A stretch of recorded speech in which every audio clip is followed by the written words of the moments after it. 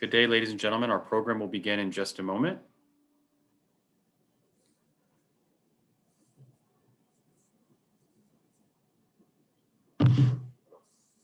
Good day, ladies and gentlemen. Our program will begin in just a moment.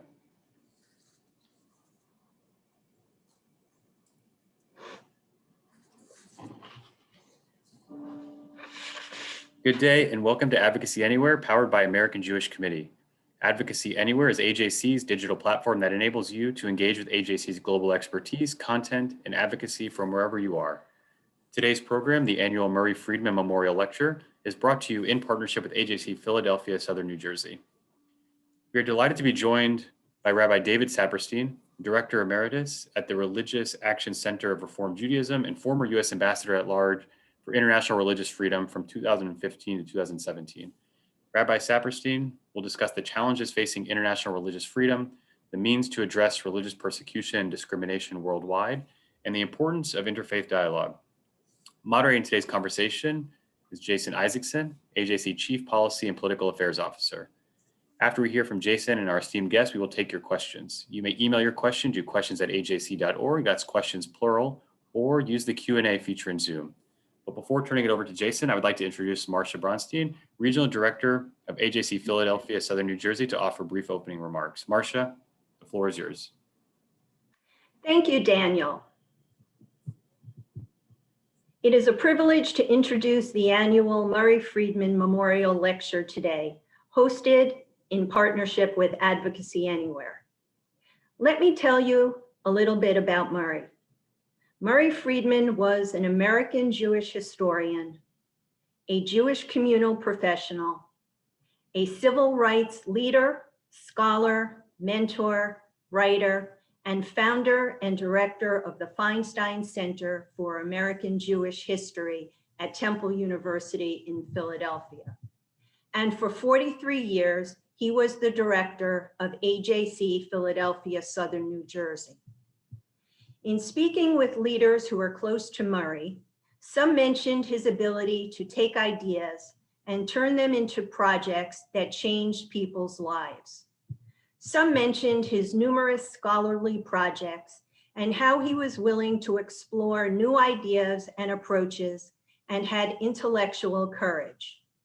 Murray worked hard to recruit and empower volunteers, especially younger members, and believed that they were at the heart of advancing the vital mission of American Jewish Committee. Murray was a strong supporter of democratic freedoms and Jewish values. He was known to be a radical thinker, never satisfied with the status quo or conventional wisdom. He introduced Jewish issues and ideas about anti-Semitism, Catholic-Jewish relations, and Soviet Jewry before the issues became mainstream. He taught about the importance of identifying collaborative opportunities wherever possible and relentlessly pursued results and impact. Due to these efforts, our region remains a key player in building meaningful relationships amongst Philadelphia's diverse communities. Murray had dedication, insight, and commitment to improving life for American Jews and for all Americans. The foundation of Murray's work was relationship building and making deep person-to-person connections. As a tribute to Murray's memory, AJC Philadelphia, Southern New Jersey leadership established an endowment to fund an annual program which grew to become the Speaking Out for the Voiceless Lecture. May Murray's memory be a blessing to his family and to his community forever. And now I'd like to turn the program back to Jason Isaacson. Thank you, Marcia. And please allow me to add my own affirmation of respect and affection for my late colleague, Murray Friedman, in whose honor I'm privileged to conduct today's conversation with Rabbi David Saperstein. David, and I must tell our audience that I grew up about 4 blocks from David Saperstein in Malvern, Long Island. I've known him nearly my whole life, and it's hard for me to call him by anything but his first name. David, thank you for once again addressing AJC. I'm going to pose a series of questions to you about global challenges to religious freedom, and other topics in which you have unique expertise. And then we'll open up our conversation to questions from our viewers. So let's begin. David, I was listening last night to a radio program that you taped with our AJC Westchester director about 3 years ago. It was just before you were going to give a lecture to an AJC audience in Larchmont, New York. And you were relating the importance of America's voice in protecting religious freedom around the world. It was about 10 months after you had left your service as ambassador at large for international religious freedom. You spoke of the appreciation that persecuted communities had expressed to you for America's attention to their cause, which leads me to two questions. First, why is it America's responsibility to be the champion of religious freedom around the world? And second, why do you, as a rabbi, as a lawyer, as a community activist, as a public servant, why is it your responsibility to defend religious freedom?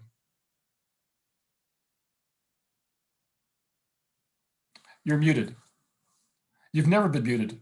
Indulge me for a minute just to join you Sure. and Marcia, who does such superb work for the region there, in remembering Murray Friedman.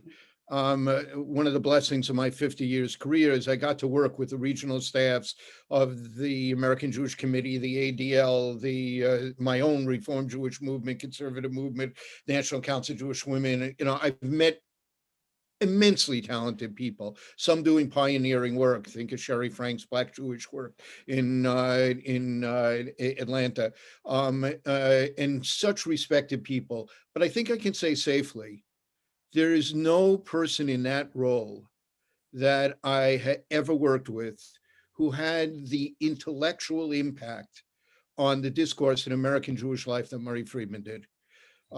We shared much in common. We differed. I was more liberal than he was, but our commitment to social justice, our commitment to civil rights, our commitment to civil liberties, our commitment to the Jewish people, to the special relationship of Israel and the United States, the battle against anti-Semitism, and the rights of persecuted Jews across the globe kept us together. Fun debates that I cherished. There were a few people I wanted to go up less against than because of his intellectual prowess. But what an extraordinary figure he was. I'm so honored to be doing this in this memorial lecture. And this issue we're talking about is one he and I shared completely together. America has a responsibility as a propagator of democracy in general, a concept of human rights, a driving force in the Universal Declaration of Human Rights, a country founded by many people who are fleeing religious persecution. It created a country that was based on the proposition that underlies all human rights on religious freedom ever since, the notion that one's rights as a citizen should never depend upon their religious identity, peaceful practices, their beliefs, their living out their religious lives individually and in association with people who shared their religions. And for Jews, this was extraordinary. Never before in human history have we lived in a country that offered this. And as a result, particularly as the Supreme Court began to expand the application of our fundamental rights, we Jews enjoyed more freedoms, more rights, more opportunities in America than in any other country in the history of the Jewish people outside the land of Israel. This was an extraordinary nation for us. And we Jews, who had been the quintessential victims of religious persecution, often the victims of physical attacks, quite more frequently living under restrictive laws and regulations that didn't allow us the freedoms that Christian or Muslim contemporaries of those societies had.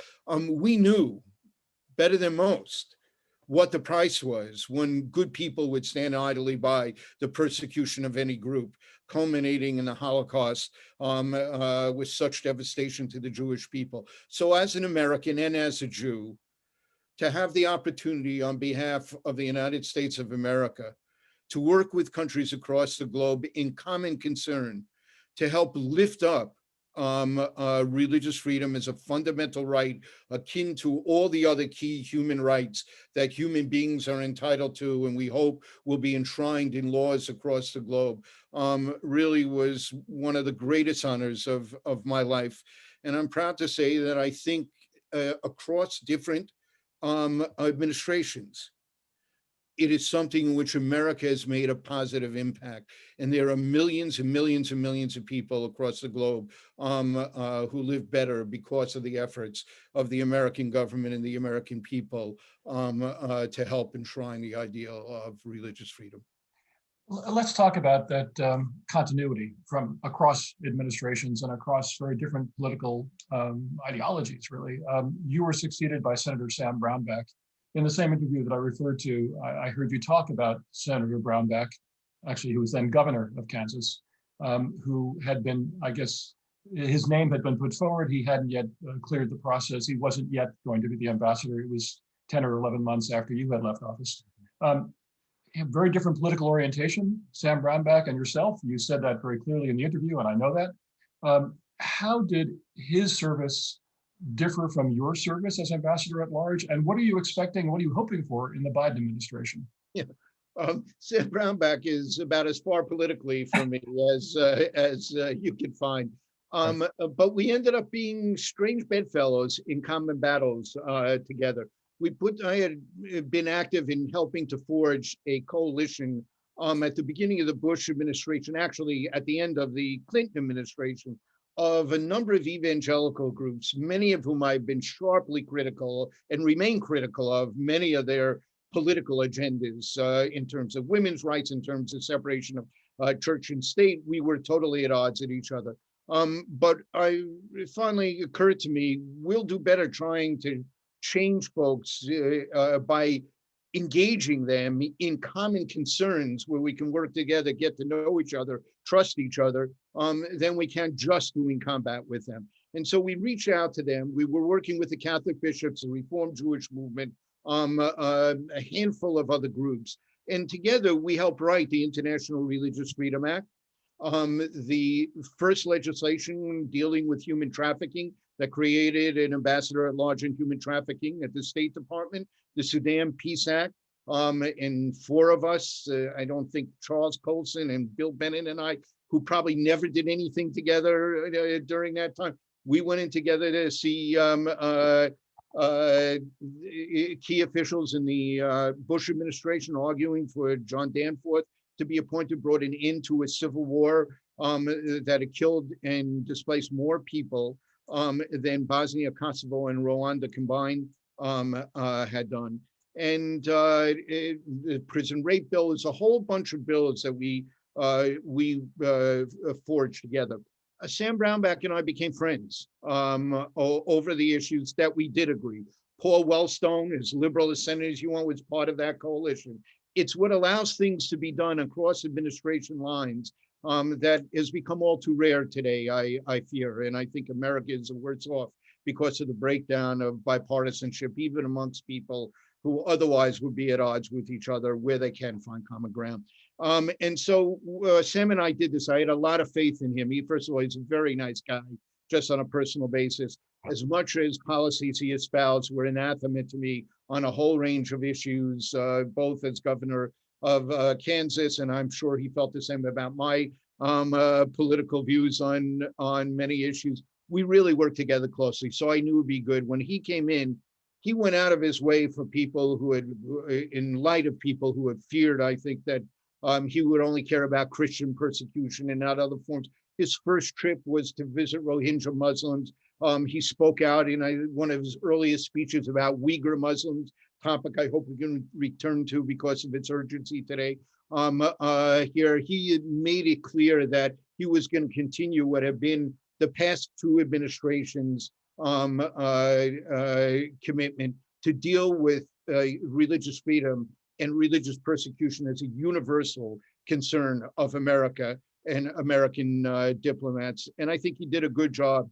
He built on what we had done to engage more countries by having this ministerial twice that brought 3 times actually, but twice in the United States, that brought the minister level people together and really built on a coalition we had already set in place to put together about 32 now like-minded countries who are working together on an ongoing basis on behalf of religious freedom countries from across the globe.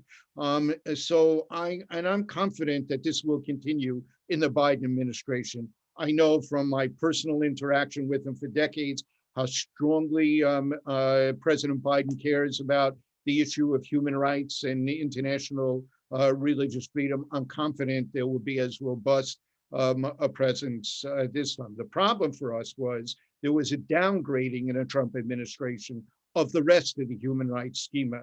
And that led to the growth of authoritarian regimes across the globe, an undercutting of human rights across the globe. And I really am certain this administration will look forward to bringing back to a much higher place than it had been the entire schema of human rights, and really emphasize the integration of all human rights together. You can't have some human rights when you give your stamp of approval for diminishing other core human rights, and that has to end. And I know this administration will do a good job on that. Yeah, very important. Yeah, obviously there was a prioritization of religious freedom, and it's good to see a more universal application of these principles. During your term as ambassador, you wrestled with multiple threats to religious freedom abroad. You just raised Rohingya. That was also an issue during your term. What were the key trouble spots that you were dealing with? I know also, obviously, ISIS was a huge issue during that period and remains, especially, I know the Yazidis, the savage treatment of the Yazidis by under ISIS. What tools were you able to use to try to affect change in these areas? And are those tools still available to the Biden administration today? Right. So, just a fast overview in terms of the schema of religious freedom across the globe. 3/4 of the countries across the globe do not have serious problems with restrictions about religious freedom. That's the good news. The bad news is that amongst the 1/4 of the countries that do are China, India, Russia, Nigeria, Pakistan, some of the most populous countries in the globe, and about 80% of the global population, according to the Pew yearly studies on this, live in countries that have serious restrictions on religious freedom. And they come from 3 primary sources. One is non-state actors. That was new. This was really arising as I was serving towards the end of the Obama administration on these issues. ISIS, Boko Haram, Al-Shabaab, the devastation that they impose on the people who they have control over. Here, the evisceration of minority religions, the killing or ethnic cleansing of groups that they differ with, the repression of divergent views within Islam that they express. These are really the growth of a serious threat, and it exists today in northern Nigeria with the divisive persecution of minority groups there, Christians there, with some of the Houthi rebels they now control in Yemen, here Al-Shabaab and Somalia, in ISIS, wherever it's found, in Al-Qaeda in the Arabian Peninsula. These are all threats to any kind of religious freedom, equality, tolerance, pluralism, that are so essential to stability in these countries and the well-being of all their people. So that's one. The second is when you have governmental repression, when you think about China as a formal policy against religion, or the preference of one religion, think Saudi Arabia, with very little tolerance of minority expressions even within their own religion, and almost none allowed for other groups. You can't worship at a church. There's no church, there's no synagogue here in Saudi Arabia. So you can't worship openly at all, and there's significant persecution there. That's another form of oppression. The other are kind of the rules and regulations that really allow, particularly in authoritarian regimes here, any authoritarian regime is scared of people being able to organize their lives around ideas and institutions that the government can't control. And so the government reaches out to try and control them here. And then you have laws like blasphemy laws. 84 countries in the world have blasphemy laws here. And think about what blasphemy is. Someone expressing their heartfelt belief that offends the majority who hold power in that country can actually, in 11 countries, be subject to a death penalty because of mob violence when accusations of blasphemy are made, and people know that the government punishes blasphemy and disapproves of anything it considers blasphemous. People take the law into their own hands, thinking they have the imprimatur of government, and this is a serious problem in a number of countries across the globe. So these are real threats that people live with all of the time. Here, having given that, you got to remind me what the punchline of your question was, because I'm not sure I got to the punchline of it. And I want to pick up on some of the things that you were just saying, because you're dealing with a range of countries with which, the United States has a range of kinds of relationships with some of the countries you've talked about. We have an important strategic partnership with Saudi Arabia. We have an important economic relationship and a complicated political relationship and strategic relationship with China. You talk about, you didn't say it, but you were thinking about Pakistan when you were talking about blasphemy laws, I know. But for instance, Iran, which with its terrible suppression of the Baha'i faith and abuses there. You have to use different tools to deal with different kinds of countries that have either an adversarial or an important constructive relationship with the United States. How do you measure all that, and how do you apply these different tools? That was the point of the question before. So I'm glad you got me back focused on it but I wanted to just offer the backdrop of what we're facing here. So the tools fall into a number of places. First, simply lifting up the facts, the story of what religious life is like for oppressed people across the globe. So we have an annual report that comes out of the State Department, in addition to which the Independent Watchdog Commission set up by the legislation that created the ambassadorship that I was honored to serve in, the United States Commission on International Religious Freedom, which I was also honored to be the first chair of here, and your own Felice Gare, who I regard as first amongst equals in the entire organized Jewish community in terms of religious freedom issues. Here, she served as a chair of it as well. And they issue an annual report. But what these reports do, and the US government one particularly, is lifts up the story of groups that are persecuted. And when you think about what the impact of that is, I was told over and over again when I would travel around the world, we never had anyone who cared about us before. We never knew anyone that we could go to when we were in trouble. Now we've got this political officer from the United States Embassy or consulate who's coming to us to say, what's going on? What is your situation? We're going to tell the world about it. What can we do to be helpful? And we develop a relationship where they'll go and advocate on behalf of religious freedom when we face persecution and discrimination with the government of that country, or mobilize other embassies to work with them on our behalf. We never had that before. So you have the political power that comes from facts that are known to people. And I would say over and over again, people say just the fact that you tell our story to the world, that it's not hidden from the world, is so sustaining, so supportive of our own efforts to advocate on our own behalf. So that's one tool. Secondly, there are a number of economic tools that we can use. When a country engages in egregious systematic discrimination in the area of religion, they are designated as a country of particular concern. And there's a range of steps the United States government can and sometimes does take of economic sanctions against the country. The Global Magnitsky Act allows us to identify governors of a region that is overseeing persecution. Think of Xinjiang province and the Uyghurs today, or the Tibetan Buddhist region in China, where we're able to identify a military leader, a governor, or someone directly engaged in the persecution, and impose sanctions on them, sometimes on their families, so they don't benefit from this. And that actually really has an impact on that. And so there are a range of diplomatic tools. And then we have the international coalitions that we can really sometimes all decide we're going to focus on an area that gives us, that multiplies the impact that such tools have.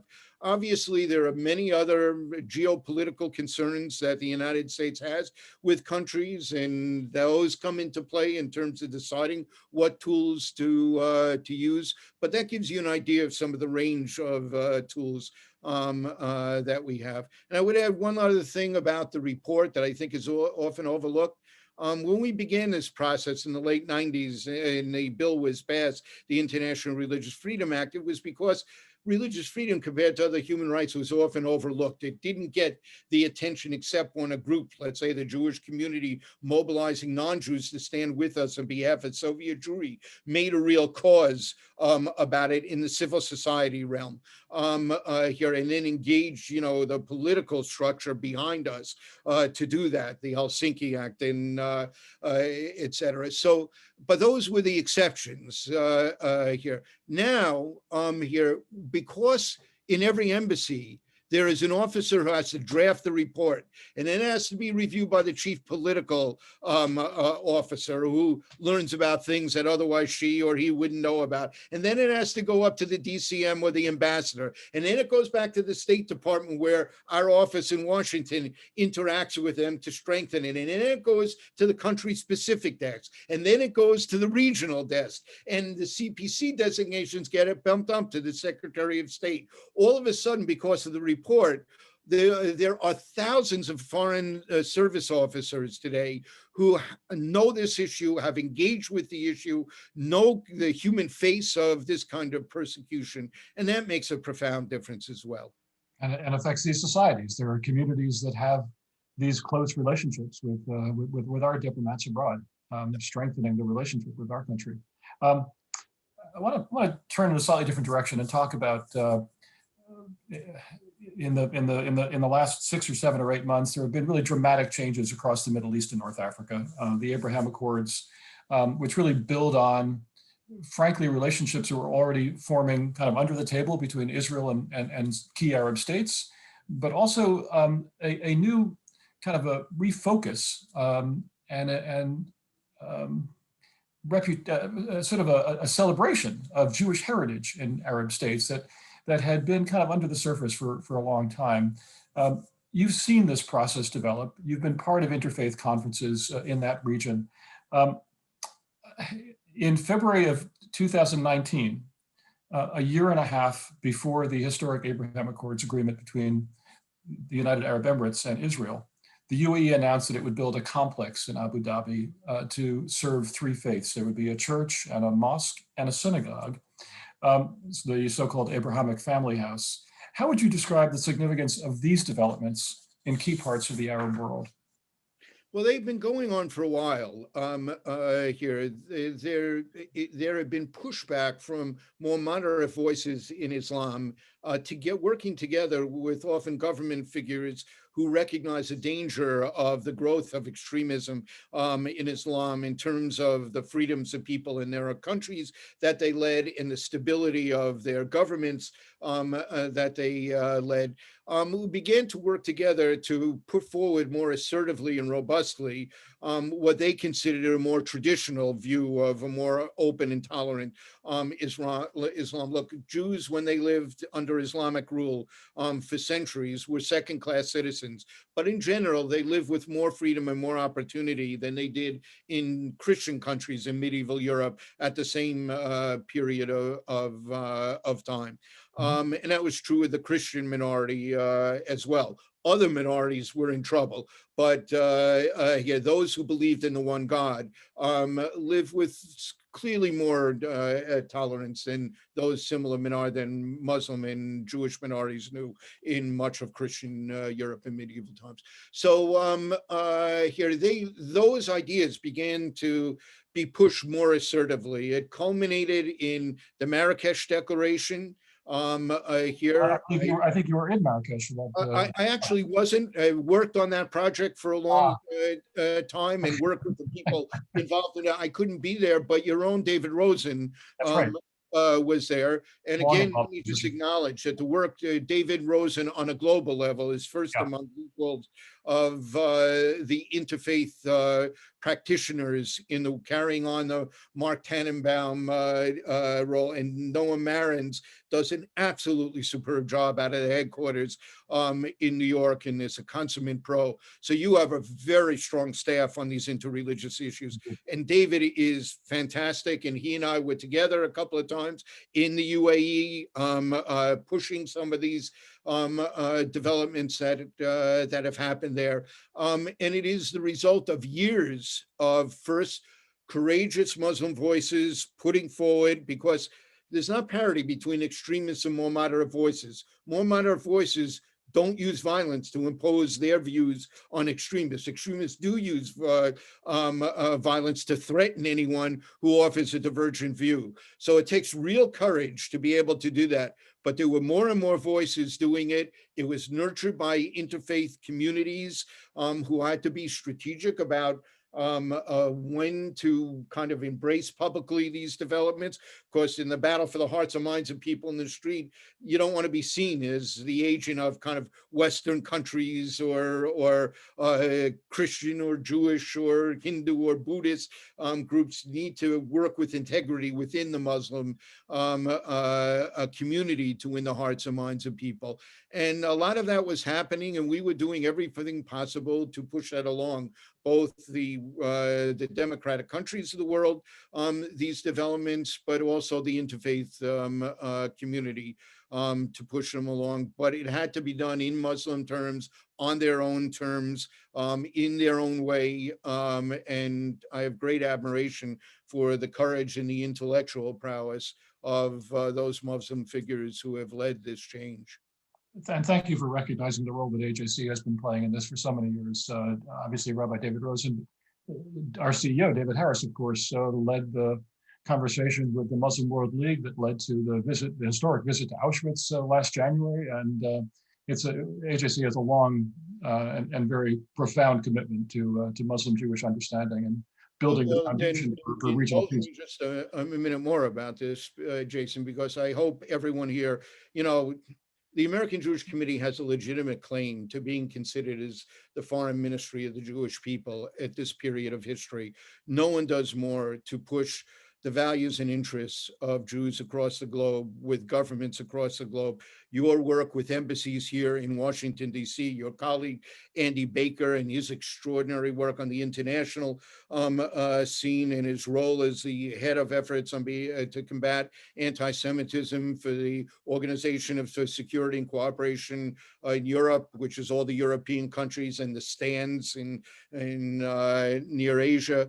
Here, this is extraordinary work. Your Blaustein Center, the work that it has done intellectually on behalf of religious freedom and anti-Semitism, working with Ahmad Shahid, the UN Rapporteur on Religious Freedom, in his remarkable report on anti-Semitism. I mean, this is an extraordinary moment in history, and the American Jewish Committee plays an extraordinary role. And I really hope that the people who are your supporters and your members have a very clear vision of what you mean to the Jewish people right now. You know, I've often said publicly, I think David, I think that David Harris is simply the best Jewish professional that I've worked with in my career. And it really is at a moment, a crossroads of history, you have arisen to play an absolutely vital role for the Jewish people, for America, and for the values that we cherish.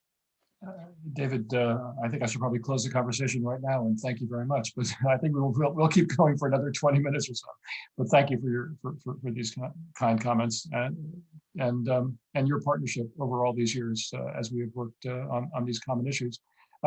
You talked about, we've talked briefly about the fight against anti-Semitism. You mentioned Andy Baker's work on this. Actually, he and I together were in a UN Alliance of Civilizations conference with Dr. Shahid and with Miguel Moratinos and others, talking about these very issues. But let's focus on that for a moment. The fight against anti-Semitism goes on as anti-Semitic incidents, including, of course, violent attacks, spike here and abroad, and hateful and dangerous conspiracy theories pollute social media. This is a fight in which you've long been identified, and AJC has been proud to be your colleague and partner throughout, both in your Religious Action Center position and, of course, as Ambassador for International Religious Freedom. How would you assess the commitment and effectiveness of European efforts to confront anti-Semitism and protect the continent's Jewish communities? And how would you rate our own government's effectiveness and our civil society's performance? What's your advice to the Biden administration on confronting anti-Semitism? That's about an hour's worth, so let's compress that to just a few minutes if you could, David. Let's see if I can do the al regel achat, the on one foot version of it. This is clearly a different world today than Europe was, not just before World War II and the Holocaust, here, but for centuries before. I mean, unlike the United States, there was a long entrenched tradition of state-sanctioned, academic-sanctioned, religious-sanctioned anti-Semitism in Europe that we have been generally free of in the United States, a country based on the propositions of the Age of Reason that changed Europe, but clearly had an enormous impact in America. And today, the countries in Europe where we have seen this devastating rise of anti-Semitism often informs that we never dreamed we would see again after the Holocaust. Attacks on Jewish schools, attacks on Jewish synagogues, attacks on Jews wearing yarmulkes in the street, laws restricting now kashrut and efforts to stop the use of kashrut slaughtering and circumcision. Here, there's a range of different expressions coming from the left, the right, from different ethnic groups here that has created a perilous time. There is cooperation in almost every country in Europe between the Jewish community and the government that we couldn't have dreamed of through much of European history. Efforts to protect Jewish sites here in houses of worship and schools and other institutions. Efforts to denounce anti-Semitism whenever it raises its head. And that is a really serious problem. Obviously, in the aughts, a lot of that, the growth of anti-Israelism, of attacks on Zionism had to do with it. And the IRA definition that the American Jewish Committee was so important in raising up, played a key role in guiding countries how to think about when anti-Zionism, when anti-Semitism, anti-Israeli policy morphs into anti-Semitism. That was a significant contribution. Here in the United States, we had for a long time been spared the more physical aspects of anti-Semitism, but in the last years, with great tragedy, we've seen some of the deadliest acts of anti-Semitism in the entire history of the United States.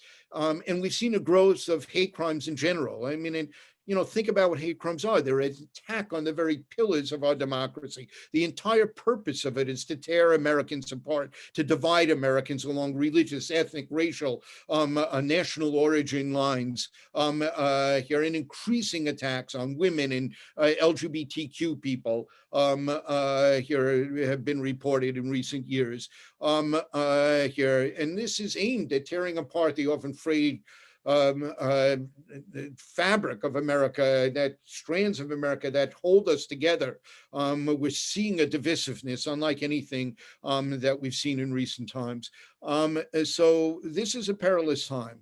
And I've been extraordinarily impressed with the response of civil society, as well as government officials. I can't think of an incident that happens like this where people, political leaders don't speak out, other religious leaders don't speak out. You have an arson in a church in Texas, and our synagogue nearby gives the keys to the Muslim community for them to use. You have a desecration of a Jewish cemetery, and Muslims come and help clean up the desecration. You see coalitions standing together to denounce Islamophobia and anti-Semitism across America. So this is an extraordinary moment, but there are a number of key things we can do. Our government can beef up here security, the cooperation in providing security for any institutions that are being targeted for hate crimes. Our government can ensure that there is consistent reporting on anti-Semitism, something that the American Jewish Committee and the ADL have pushed for decades here.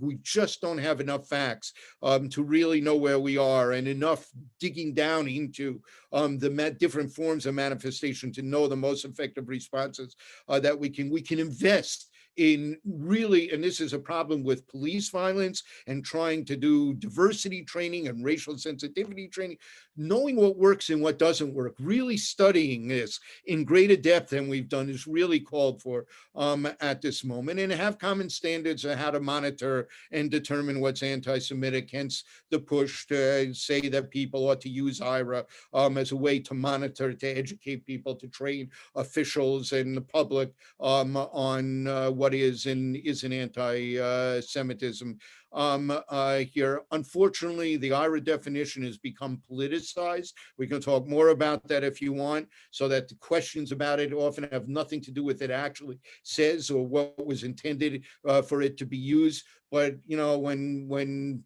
the last administration was talking about anyone who supports BDS is inherently anti-Semitic. Human rights groups that are critical of Israel, we're going to say they violate the IRA definition and we're going to punish them. I mean, it just politicizes this in ways that really is counterproductive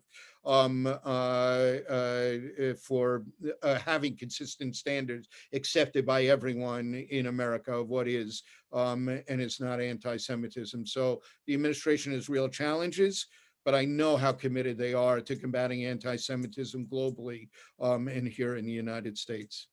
Very good, David, and very much appreciate what you were saying about the working definition, which AJC had a great deal to do with crafting, and are continuing to work with other countries to adopt, and it's happening. And we discussed it a lot with the UN yesterday. David, I think at this point, let's turn it over to our audience to ask some questions. And Daniel Silver, I'll ask you to pose the first one. Thank you, Jason. Our first question comes from Joshua Barnett, Kansas City, Missouri. And as you alluded to, we have lots of questions on this topic. Where would you put the Chinese suppression and abuse of the Uyghurs in the context of the gravest threats to religious freedom today? And how is the United States confronting that? So, I know the questions on Uyghurs. I just want to say a word about the Rohingya because they raise similar, kinds of issues, and the disappointment in Myanmar and what's happened, transpired. both before the coup and after the coup. You're talking about the ethnic cleansing of a minimum of 750,000 people, if not more, in the most brutal circumstances, simply because of their ethnic Muslim identity that they had in that country. And that happened before the coup here. And, you know, it was a great failure of the democratic efforts in Myanmar that took place here. And, you know, for too long, the world was standing by on that. I remember my staff counted up and when we were doing, as I ended my tenure, and pointed out 52 speeches I had given on the Rohingya, warning them, and about 2/3 of the way through began talking about Uyghur Muslims as well, because we were seeing even back then efforts to crack down, to stop the observance of Ramadan, to force men to cut off their beards, to restrict the educational opportunities that people have. And then beginning in 2017, it escalated enormously. It affects primarily Uyghurs, but some other ethnic groups as well in that region. We're seeing somewhat of a replay of the effort at a cultural genocide that we've witnessed of Tibetan Buddhists in Tibet, in the autonomous regions of Tibet here, and we have to see it in the context of that. One of the great human rights abuses of our lifetimes. And now we've seen 1 million Uyghurs who have been gathered into camps for re-education, forced labor, much of it in the linen cotton industry here, where we're seeing some of the boycotts that are going on of products from that region really having an impact now. And the brutality of what's happening, breaking up of families here, putting officials living in homes of people, outside officials coming in and living in homes of people to monitor what they're doing, and all kinds of restrictions on religious freedom.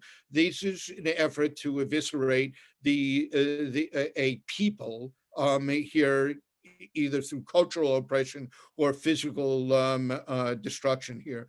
And so this truly is genocidal activity that we're seeing there. We have to be careful about, you know, this kind of hierarchy. If something isn't declared genocide, it's not such a serious offense.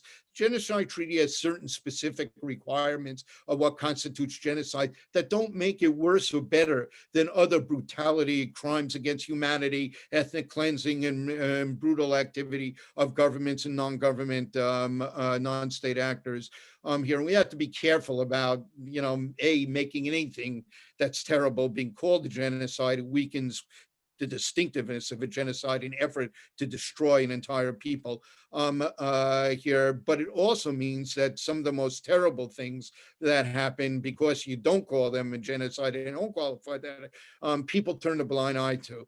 But in this case, this really is a genocidal effort here. And the international community really needs to work together on this. One of the best things the United States can do, because we can't do it alone, and we do have complex relations with China, but is to mobilize the outrage of the international community. I mean, think of the international outrage against apartheid and how it led to significant changes. It wasn't any one country that did that. It was a world community, and the pressure together with those inside the country were demanding their rights. And the international community in America has to lead that effort. Needs to work on that, even while we continue on some level the cooperation that we need for our strategic purposes, economic purposes, et cetera. And consistent with what you were saying before about the sort of the continuity of America's attention on international religious freedom from administration to administration across party lines, we saw the last Secretary of State and the current Secretary of State identify what's happening to the Uyghurs as genocide. Exactly. Daniel, next question. Thank you, Jason. Our next question comes from Rachel Murphy in Seattle. How does international religious freedom work differ from ongoing domestic debates over religious liberty? Here, obviously the idea of religious freedom is common, whether we're talking international or domestic. Here, the right of people to live in a peaceful expression of their religious life, to build their houses of worship, to educate their children. Here, all the elements that you are all familiar with, that applies. It's one of the great things about America is, the robustness of American life and of religious life in America.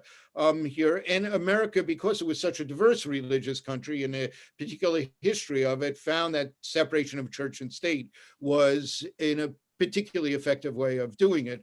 Here, there are critics from the right that say that separation of church and state is a made-up concept, and it's anti-religious and anti-God, but nothing could be further from the truth. It's that wall that has kept government out of religion, that has allowed religion to flourish and grow in America, unmatched anywhere in the world. More people than any other democracy, with the exception of India, that unfortunately is going in the wrong direction in terms of religious equality and religious pluralism, but only matched by India. More people who believe in God, more people who go to worship regularly in their lives, more people who hold religious values central to their lives, according to every poll here done of global communities, in the most religiously diverse country in the history of the world. Sociologists tell us that there are 2,000 religions, denominations, and different sects, many of them small groups across America, that America sees. And it's probably true that 1,900 of them are in California. Here, but nonetheless, this is the most religiously diverse. The last thing we need is a government picking up whose prayer is going to be heard and which group is going to be favored and not favored, which group's going to get government money, which group won't get government money. We've been spared a lot of the divisiveness here, and we have more robust religion than every one of those democracies that's a government-preferred, government-sponsored, government-established religions. So this has been a remarkable experiment in America. But today, we are seeing conflict, tension between religious freedom claims and civil rights claims, women's rights claims, LGBTQ rights claims. Whenever two moral principles are in tension with each other, there are really difficult decisions that have to be made. And in terms of how you balance them out, we're going through this now in America.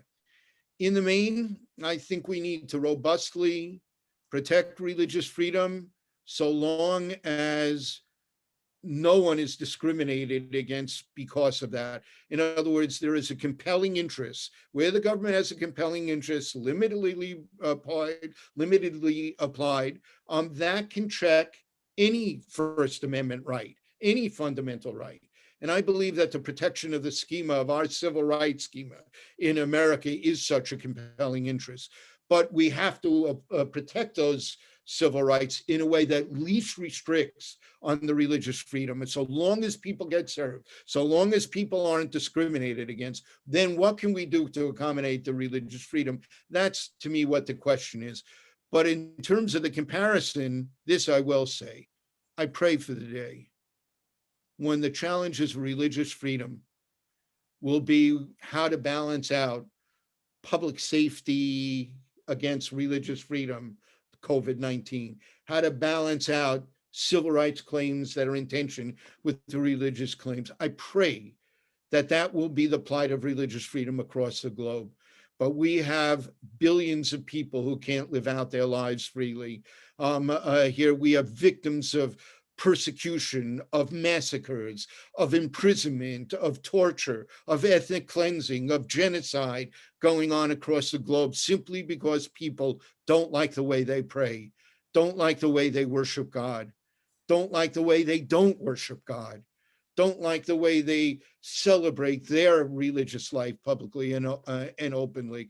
These are two, in the main, very different challenges that we have here. And I do pray for the day when the challenges we have in America, as vexing as they are and as important as they are are exactly the challenges that the entire human race has to Such, deal with. such a powerful statement, David. Thank you.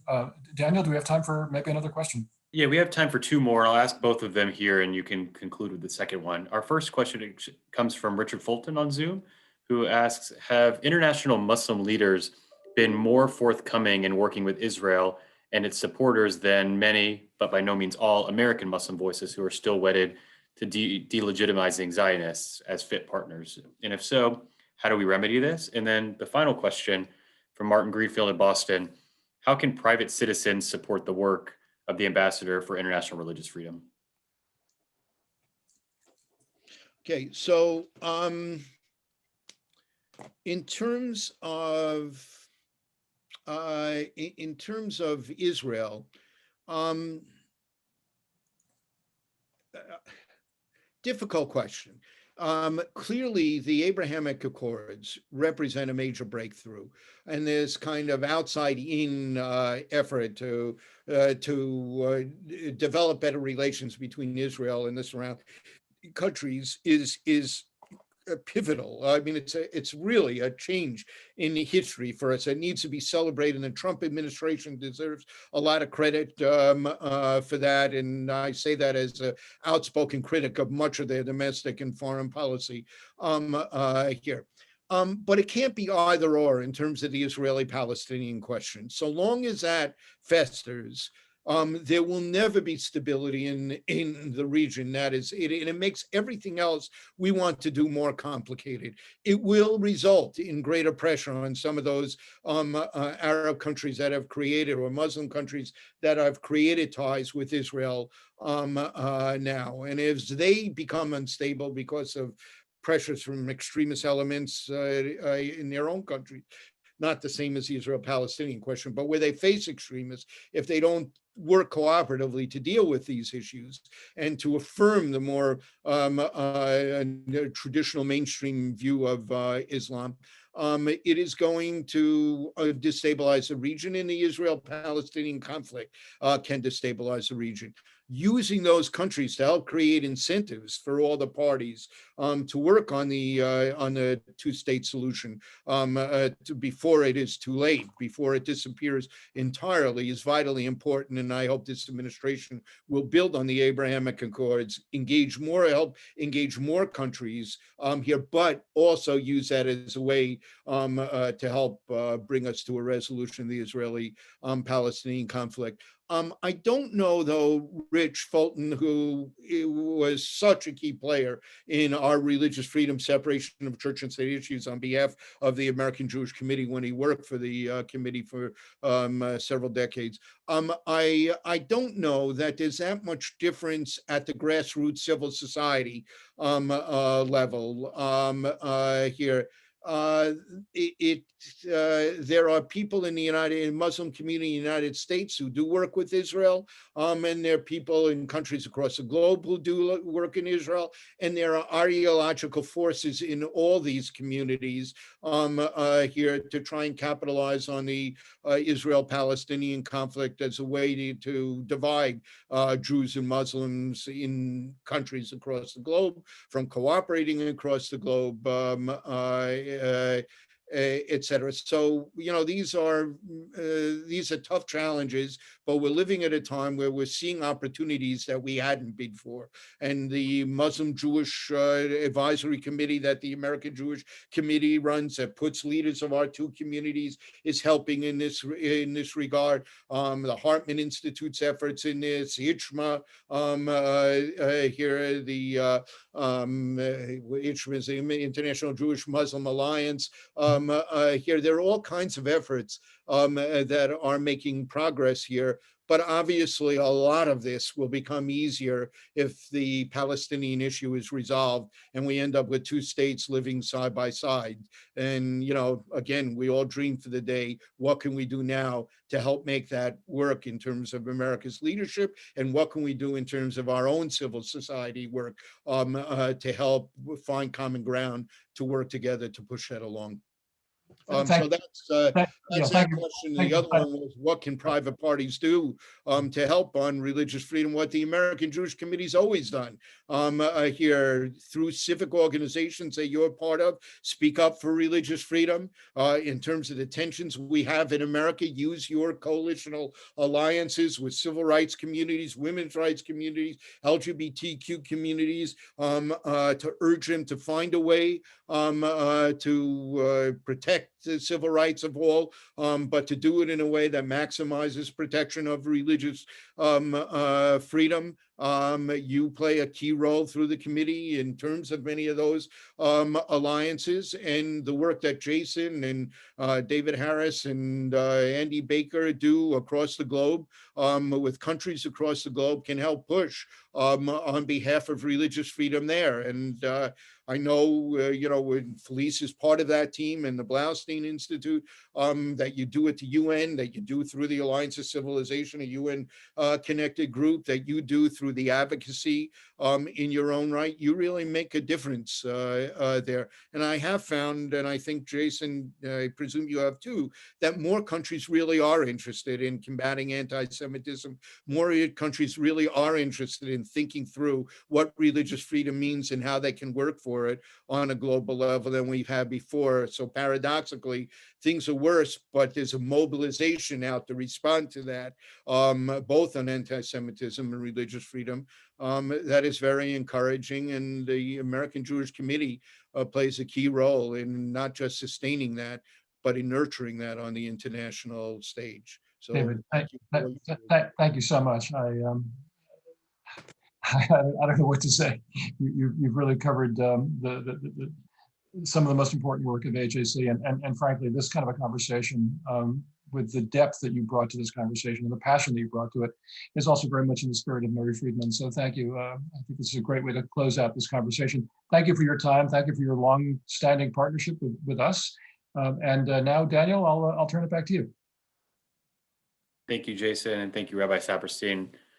I'd also like to thank our global audience for joining us. And as Marcia mentioned at the end of her opening remarks, may Murray Friedman's memory be a blessing to his family and his community forever. Hope everyone has a great rest of your week. Thank you, everyone, again, and have a great rest of your day.